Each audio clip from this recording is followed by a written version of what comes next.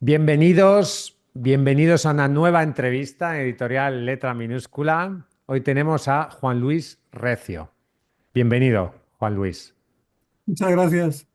Juan Luis es autor, poeta, un hombre polifacético, polímata, podemos decir, porque tiene muchos saberes. Y voy a leer una pequeña bio y nos va a hablar de su libro, Santiago por detrás, o perdón, Compostela por detrás, que es un título muy sugerente. Juan Luis Recio Díaz de Aguilar, Melilla, 1953, licenciado en Ciencias Políticas y Sociología. Se define como bloguero gastronómico. Tiene el blog El Buen Vivir de Juan Luis Recio, crítico de vinos en el XL Semanal, letrista, sociólogo, mensista y poeta. Ha sido editor en las ediciones de La Banda de Moebius y Taller de Sociología, además de experto en comunicación y marketing. Publicó Introducción al Desborde, obra poética de referencia, y ha coescrito Madrid en 20 tragos y Barcelona en 20 coctelerías. A ver si me puede recomendar alguna coctelería ahora buena. Junto con Alberto Gómez Font, fue jefe de protocolo de la Xunta de Galicia en los años 90, época en la que residió en Santiago de Compostela, y escribió gran parte de su nueva obra, Compostela por detrás, que es la obra de la cual vamos a hablar hoy. Os pondré un enlace en la descripción de este vídeo para que podáis leerla y conocerla, y actualmente vive en A Coruña. Explícanos un poco, Juan Luis, tu experiencia en el mundo editorial, qué habías publicado antes de este poemario. Si es un poemario, lo podemos calificar de poemario, ¿cómo lo calificarías? ¿Qué otros libros has publicado antes de este, Vale, sí, a nivel de experiencia editorial también tengo como editor, ¿no? como Porque a editor? mí siempre Sí. me interesó el mundo de la literatura desde muy niño y de hecho he escrito desde entonces hasta ahora.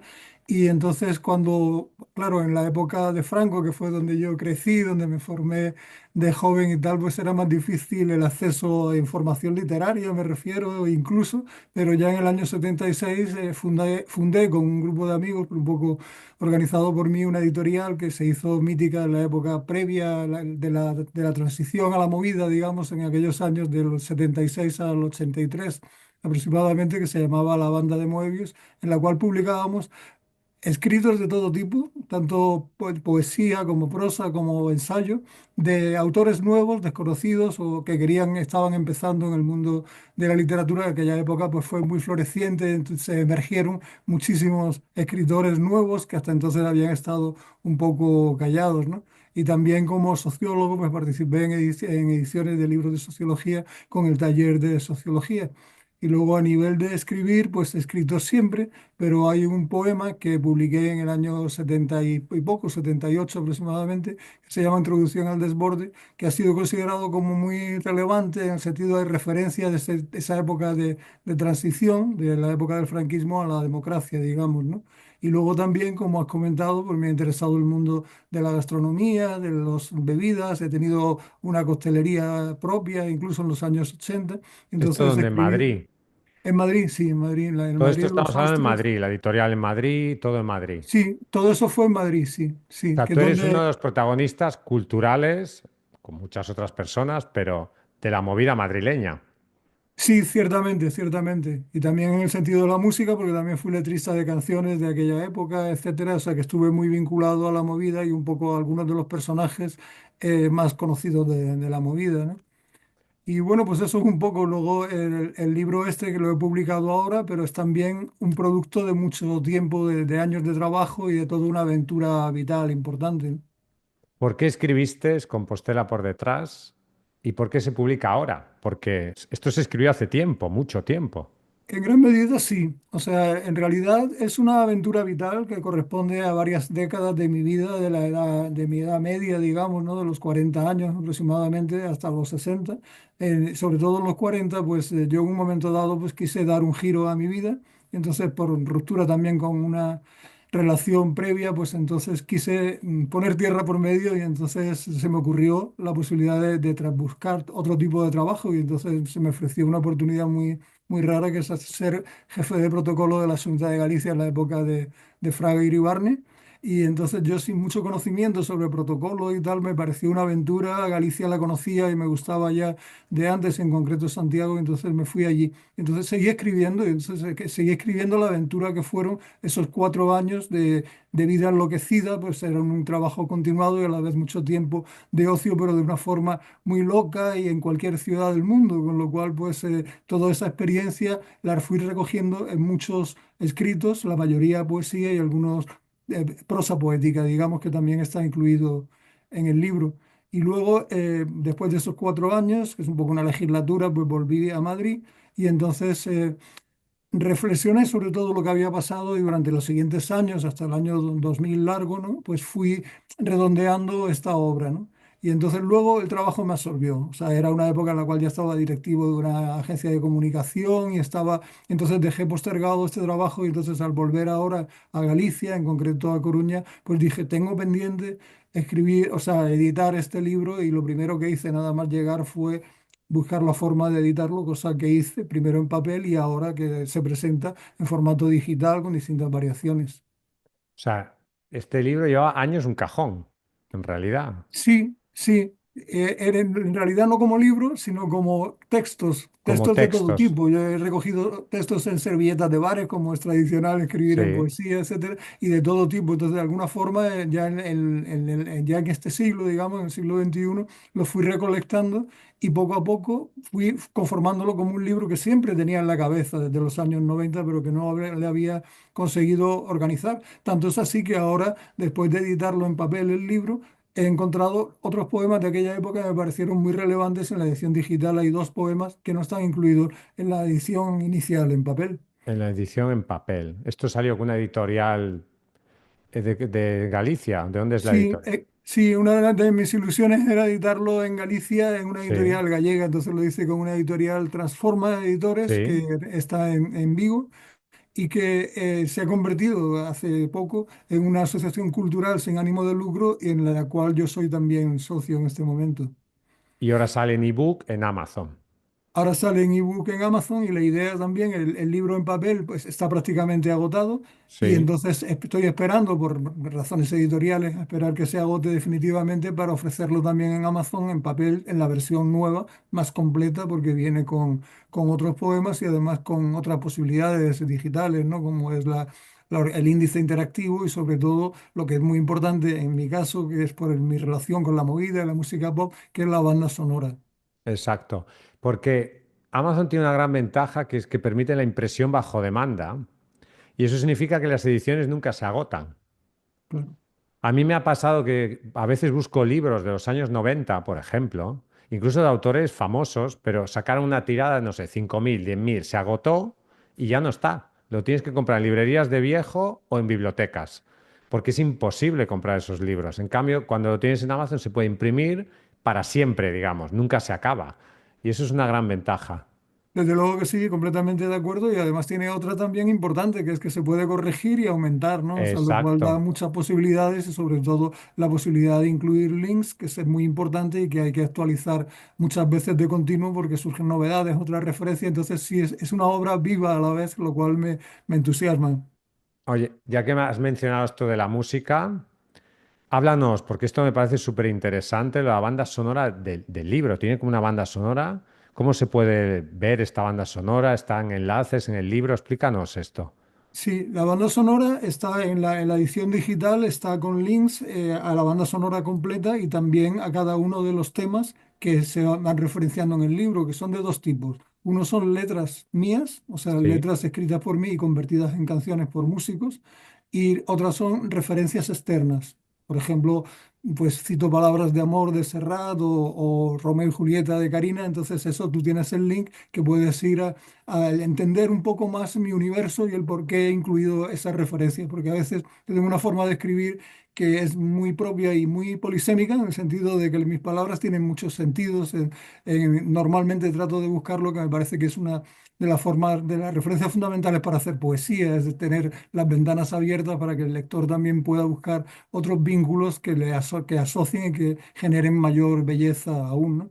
Entonces, la música de mis canciones, la mayor parte están hecha la música por mi hermano Patacho, que es músico desde los años 80. Tenía un grupo que junto con mi otro hermano, que fue muy conocido, que se llamaba Glutamato de Yeye, que tiene algunas canciones muy emblemáticas del inicio de la movida. Y entonces esas letras son las que están escritas en el libro como un poema y luego se pueden oír musicadas por mi hermano normalmente o por otros amigos y cantadas por algunos de los cantantes más importantes de la movida, tanto madrileña como de Vigo, porque hay una canción, por ejemplo, cantada por Julián Hernández de Siniestro Total, otra de Ujú. Germán Copini de Golpes Bajo, que son grupos gallegos. Sí, También muy está José. importantes. Estos grupos son principales. Claro, está José L., por ejemplo, cantando Judy entra en el bar, que es el cantante de Los Enemigos, que es un grupo que todavía sigue actuando y además Sí, con sí, mucho sí. éxito. Y bueno, Iñaki de Glutamato Yeye, que el del bigote que se hizo famoso en los 80 por su bigote estilo nazi, etcétera, aunque ahora Sí, ya sí. ha dejado la canción, pero muchos de ellos, como ves, siguen todavía cantando y algunos, como el caso de Germán, desgraciadamente ya desaparecidos. Entonces, ¿esto está en Spotify? ¿Puede ser? Está en Spotify Open, está la lista completa, primero de las canciones mías con letra mía que están incluidas en el libro y luego con las otras referencias de canciones que son importantes y que están también citadas en el libro o que han servido de inspiración. Por ejemplo, hay una versión de El Arriero, una canción folk famosa de Atahualpa Yupanqui que yo conocí en Argentina por un grupo que allí era muy famoso y todavía sigue siendo un mítico, que es Los Divididos. Y entonces, oyendo esa canción, se me ocurrió un poema que titulé en el libro El arriero de Atahualpa, y que es uno de los poemas para mí más relevantes del libro, porque es precisamente mi punto de inflexión que me hizo irme a Galicia, cambiar de Madrid y descubrir un nuevo mundo y nuevos amores y nuevas aventuras y toda una vida nueva que se ha ido consolidando a partir de ese giro en mi vida.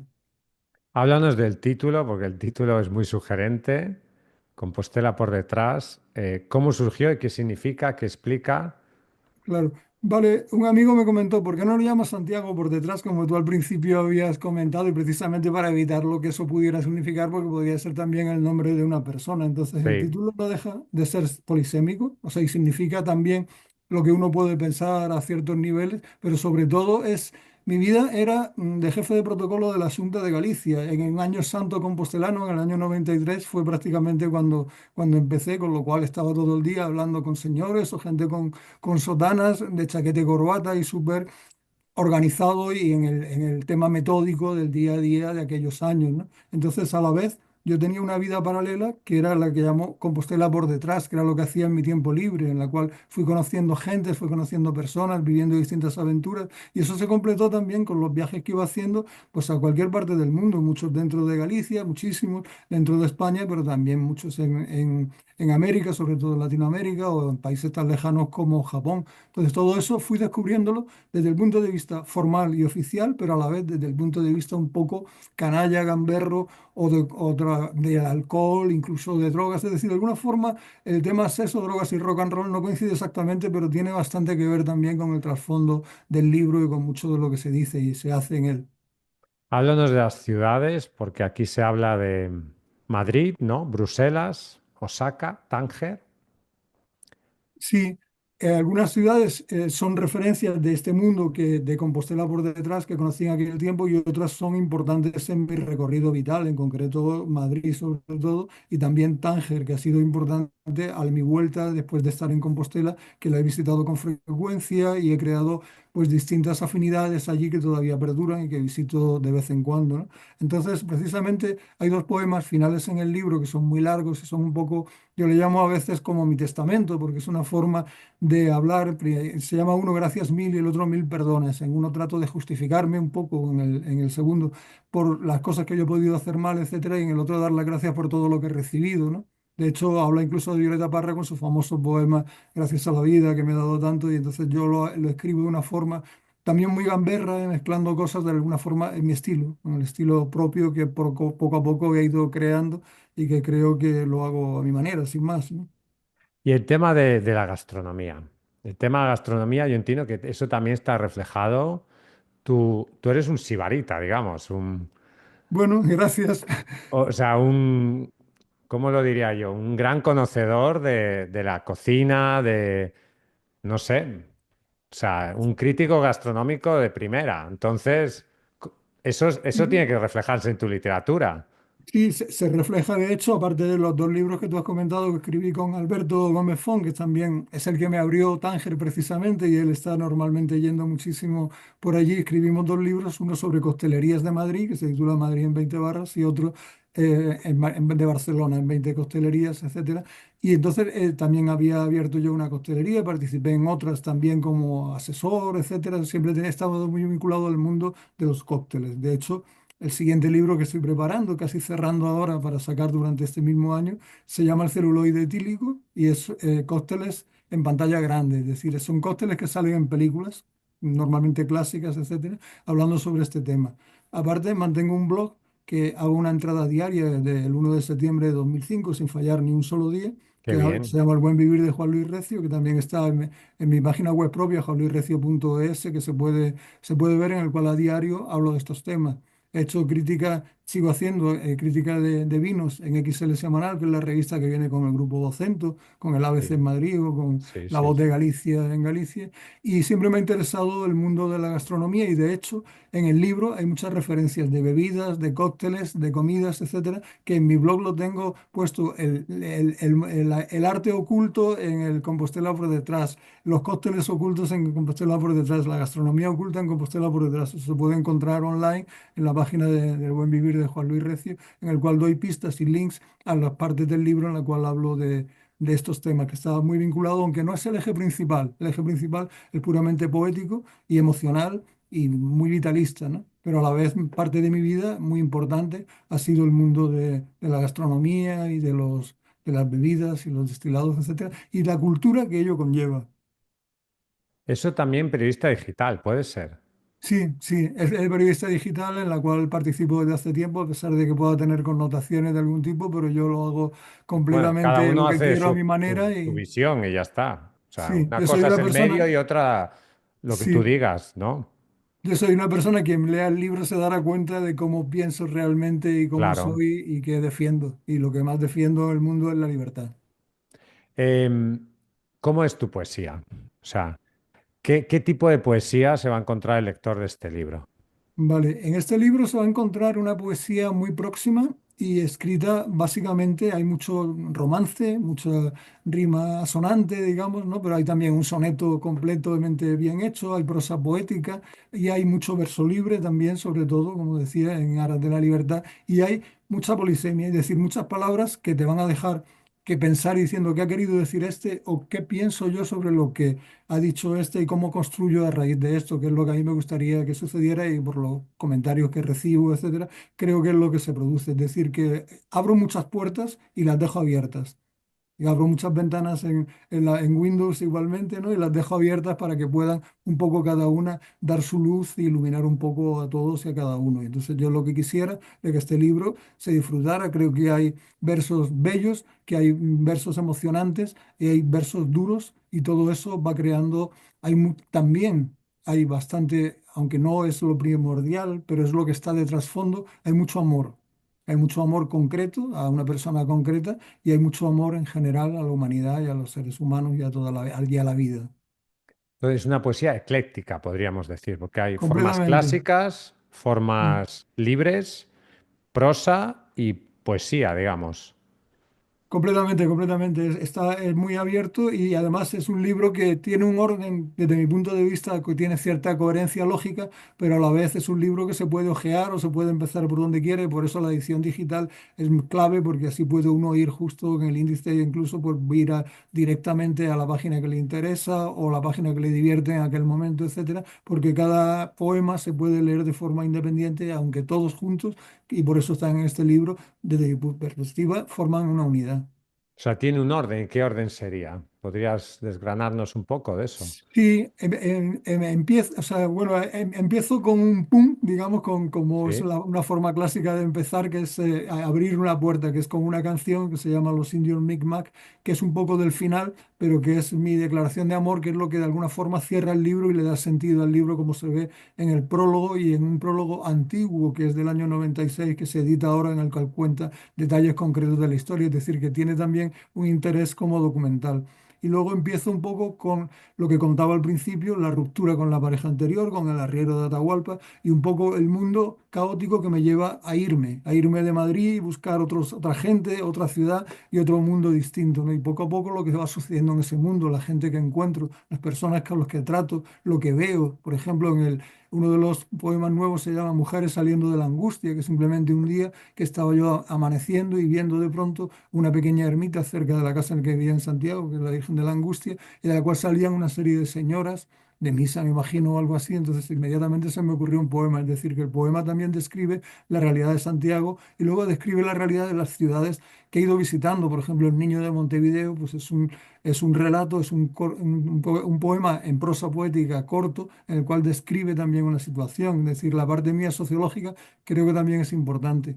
Y al final llega a la vuelta a Madrid, en el cual, acompañado ya de la pareja lograda en mi relación en Compostela, volvemos a Madrid y entonces hay una pues, parte final que le llamo Compostela atrás, que es cuando se regresa a Madrid y se cierra un poco pues, el ciclo que se había iniciado con mi salida de Madrid previo.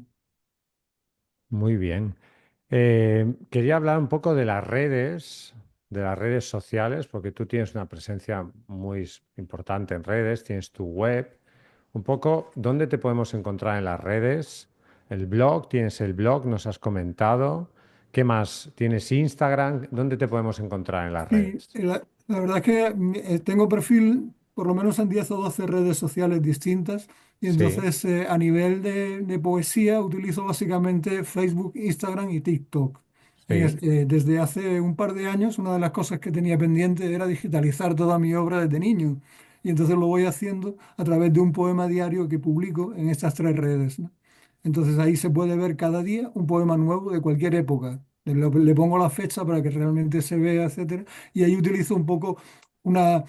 No estoy a favor del uso de la inteligencia artificial generativa en temas artísticos, porque creo que Ya. los artistas y la creatividad hay que respetarlo y además que no es comparable. O sea, la inteligencia artificial está muy bien para temas científicos o para estadística o por otra serie de razones, pero aquí se utiliza un pequeño reclamo de imagen a través de inteligencia artificial en el cual pues es un reclamo para que se pueda leer mi poema. Entonces escribo un poema diario que transcribo del pasado o a veces lo escribo sobre la marcha o de la noche anterior Sí, y lo puedes ver en cualquier momento en mis redes sociales. Casi todas es @Juan Luis Recio. En vale. Instagram, en TikTok, y en Facebook y en la mayoría de ellas, ¿no?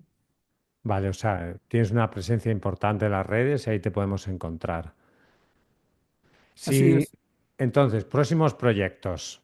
Nos has hablado de este libro y Sí, próximos proyectos poéticos. ¿Va a haber algo más? sí, o sea, de hecho, ahora estoy con este libro, pero prácticamente cerrándolo ya, y entonces yo Sí, sigo escribiendo, pero siempre poemas cualquiera, o sea, no lo sí. planteo, nunca, salvo Introducción al Deporte, que es un poema largo, único, nunca me he planteado escribir un libro de poesía, sino que por eso he publicado poco, salvo en antologías de distintos poetas y cosas así, porque me era más cómodo, ¿no? Porque no lo enfocaba como libro. Y entonces, en Introducción al Deporte, me he encontrado con un libro que además he publicado incluso en Estados Unidos, que es bastante conocido, que se llama Culpables por la literatura, de Germán Labrador, que habla un poco de la época de la transición, en la cual habla bastante de mi introducción al deporte, y eso ha conseguido que vuelva a ciertos niveles a hacerse conocido, y de hecho algunos ejemplares que quedaban, que tenía gente por ahí, se están vendiendo online, etcétera. Entonces mi proyecto para el año que viene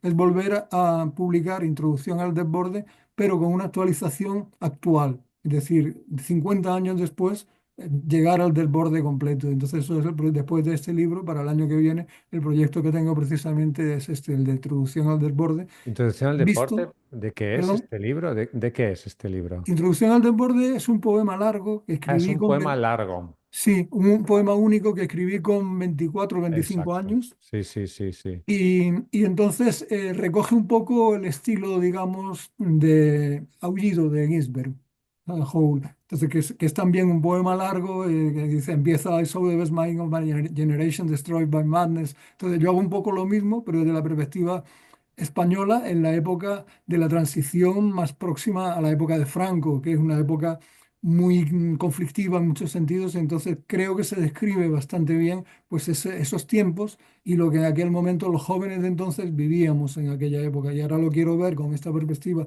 de la paso del tiempo, que he seguido muy al día, porque yo tengo amigos de todas las edades, mayores que yo, pero también muchísimo más jóvenes. Y siempre lo he hecho así. Entonces tengo una visión, quizá por mi perfil un poco sociológico, en el sentido de interesarme por distintos aspectos de o capas de la sociedad que a veces no son las que corresponden al entorno concreto en el que estoy viviendo. Muy bien. ¿Y qué influencias tiene tu poesía? ¿Qué autores Mm. son para ti fetiche? ¿Qué autores lees? ¿Qué autores te gustan? Sí. Vale, leo de todo y la poesía, según estoy viendo ahora precisamente por las digitalizaciones que estoy haciendo de la obra, pues me ha influido muchísima gente, ¿no? O sea, de hecho, en este libro, en Compostela por detrás, hay incluso algunos poemas que son claramente lorquianos, ¿no? Me ha gustado mucho, por ejemplo, un escritor que ahora no es muy conocido, que más bien es poeta, pero más que nada novelista, que es Severo Sarduy, el cubano, escribió una Sí, yo lo obra conozco, sí. para mí emblemática, que es la que me acompaña siempre casi en la mesa de noche, que es Cobra. De hecho, otra de las perspectivas que también se cuenta en el libro y que no descubro nada, yo he sido masón durante muchos años y mi nombre simbólico precisamente era Cobra por la polisemia que esa palabra tiene. Para Sarduí, por ejemplo, quería decir, entre otras cosas, Copenhague, Bruselas, Ámsterdam. Entonces, eso es una influencia para mí importante. Octavio Paz me parece una influencia también muy relevante en mi caso y gente más clásica tipo Walt Whitman, por supuesto también, y todos los españoles del 27 en concreto, porque yo soy muy barroco y Góngora, los clásicos también me fascinan. De hecho, algunos poemas que yo escribo y que algunos de los que hay en este libro también son muy gongorianos. A mí Severo Sarduy y Octavio Paz tienen dos entrevistas maravillosas en el programa este A Fondo con Joaquín Ajá, Soler sí. Serrano. Mm. Yo a Severo Sarduy lo conocí gracias a esa entrevista. Ajá. Y Boquitas Pintadas tiene un libro, si no me equivoco. Sí, sí. Sí, tiene mucha obra. De hecho, Uno en yo lo que conseguí. Francia, sí, Sí, yo con Introducción al Desborde tenía unos amigos canarios que eran poetas, ¿no? Octavio y Antonio Zaya. Octavio creo que vive en Estados Unidos, Antonio sí, murió hace tiempo, pero tenía mucha relación con Severo Sarduy en los años 70 y yo le dejé un ejemplar de Desborde para que se lo entregaran y se lo entregaron, lo cual me hizo muchísima mucha ilusión ilusión, sí, porque porque está citado en mi libro. es un autor fetiche de esa época. Sí. Es Pero un hoy día autor, no se conoce porque yo el otro día fui a una librería, vi Colibrí, que es otra de las novelas de él, y han sí, reeditado Colibrí y la librera, que era una librería buena, o sea, ya, no sabía quién era, decía, "Ah, no, no lo conocía", o sea, que eh, por eso decía antes que ahora no me he conocido porque ahora hay tanta variedad y ya. tanto ruido también en medio de todo que es difícil discernir el polvo de la paja. Estos autores tuvieron el problema del paso al mundo digital, porque lo que te comentaba antes de que toda su obra prácticamente está agotada. Claro, Está agotada. Es que incluso autores como Umbral, gran parte de la obra de Umbral está agotada. Entonces, no y luego son autores que son pre-internet, digamos. sí, Entonces, no tienen, sí, algunas entrevistas en la tele, en la prensa, pero claro, no tenían redes sociales, no tenían nada de todo ese mundo, no han podido entrar en este mundo y muchos han quedado injustamente como olvidados, por así decirlo. Autores de los 60, 70, 80, incluso 90, como no entraron en este mundo nuevo, mucha obra se ha perdido. Y yo creo que es una gran pérdida todo eso. La verdad es sí. que me entristece mucho que esos autores, las nuevas generaciones ya no los conocen, muchos de ellos. Completamente cierto, salvo honrosas excepciones, la mayoría la verdad es que es difícil conseguir el acceso y entonces Sí, por eso yo siempre cito muchos nombres de personas, de escritores, etcétera, cuando escribo y creo que de alguna forma es como hablaba antes de abrir ventanas o la luz para determinadas cosas, pues creo que el hacer eso ayuda también a que los lectores o la gente aficionada a la lectura, pues que se abra también a conocer cosas que no han perdido su valor, sino ni su vigencia de que incluso la tienen más que nunca. más que nunca, sí, son grandes Mm. autores. En muchos sentidos, sí. Un consejo para jóvenes, nos ven muchas personas que están empezando a escribir, que nunca han publicado, que tienen miedo de publicar. A veces me escribe mucha gente de Roberto, la poesía nadie lee poesía, ¿por qué escribir poesía? ¿Qué les dirías a todos estos jóvenes autores? Sí, bueno, hay un consejo básico que es no te escribas poesía para ganar dinero, porque eso es casi imposible. Entonces, pero por supuesto la poesía es algo que se lleva dentro y que es algo que tienes que dejar salir, que no tienes más remedio, por lo menos en mi caso. O sea, es una exigencia vital el escribir. Luego está el tema de difundir la poesía. Entonces hay muchas formas de hacerlo. O sea, por ejemplo, en TikTok ahora hay muchos poetas jóvenes que están leyendo sus poemas directamente en un vídeo en TikTok, lo cual me parece fabuloso. Entonces, en el sentido de que se puede comercializar de otra forma incluso, pero que no es lo principal comercializar, sino difundir y compartir y comentar conjuntamente. Eso es lo fundamental. Por eso TikTok es un buen referente para el tema de la poesía, aunque eso, dicho pues, para muchas personas les parece una blasfemia, pero en realidad yo estoy convencido de ello y lo pongo como un ejemplo. O sea, hay muchas formas, hay puntos de encuentro, hay foros digitales o presenciales, hay formas de hacer y también se puede publicar, se puede autopublicar y se puede publicar en editoriales que están abiertas a ello. O sea, hay muchas editoriales que son a lo mejor minoritarias, pero que están publicando continuamente a gente nueva. También hay que encontrarlos y crear una propia red de contactos, etcétera. O sea, yo creo que si uno quiere empujar en este mundo, pues tiene también que darse a conocer poco a poco, pero hoy día es más fácil que nunca. Antes era muchísimo más difícil. Yo Sí. todavía ahora conservo cartas de la gente que me escribía por correo en los años 70 porque quería publicar su primer libro. Entonces, eso hoy día no es necesario hacerlo así, sino que hay otras formas y sobre todo creo que darse a conocer es importante para que pueda llegar a oírse lo que tú quieres decir, que es lo importante, tus contenidos. Pero hay muchas plataformas, muchas formas distintas de hacerlo posible hoy día más que nunca. Sí, sí, yo estoy muy sorprendido, por ejemplo, del éxito de Elvira Sastre, de Por ejemplo. Freds. Es increíble, o sea, llenan estadios. Mm. O sea, eso de que la poesía está muerta, está más viva que nunca los jóvenes. Sí, yo estoy completamente de acuerdo. Además que se está viendo, lo estoy viviendo y me apasiona además ese hecho. Entonces yo la verdad es que siempre he estado muy al día. Entonces yo me he digitalizado con todo. Dejé de comprar periódicos hace muchos años y compraba primero las versiones digitales de los periódicos y luego directamente las suscripciones online a los periódicos y lo mismo con los libros. Yo la mayoría de los libros ahora los llevo en el iPad, por decirlo de alguna Sí, forma, ¿no? sí. Porque me parece la mejor forma de hacerlo, aunque hay algunos libros, joyas o que vale la pena tener o que son del pasado, pero hoy día, por supuesto, aunque hay gente joven que vuelve a decir que el libro es el libro en el sentido como este, ¿no? O sea, Sí, este libro sí. en papel, pues también existe la posibilidad de que lo importante es lo que se dice y no el continente en el cual va. Bueno, Juan Luis, gracias. Gracias por esta entrevista. Me ha parecido súper interesante, un gran contenido para nuestro canal. Vamos a poner en la descripción de este vídeo el enlace a tu libro. Espero que todas las personas interesadas en esta temática, en este género, lo puedan conocer y te deseo muchísimo éxito con esta obra y tus próximos proyectos. Pues muchísimas gracias por todo, ¿eh? Gracias, gracias a todos vosotros y no olvidéis vuestro sueño de vivir vuestro sueño de ser escritores. Hasta una próxima ocasión.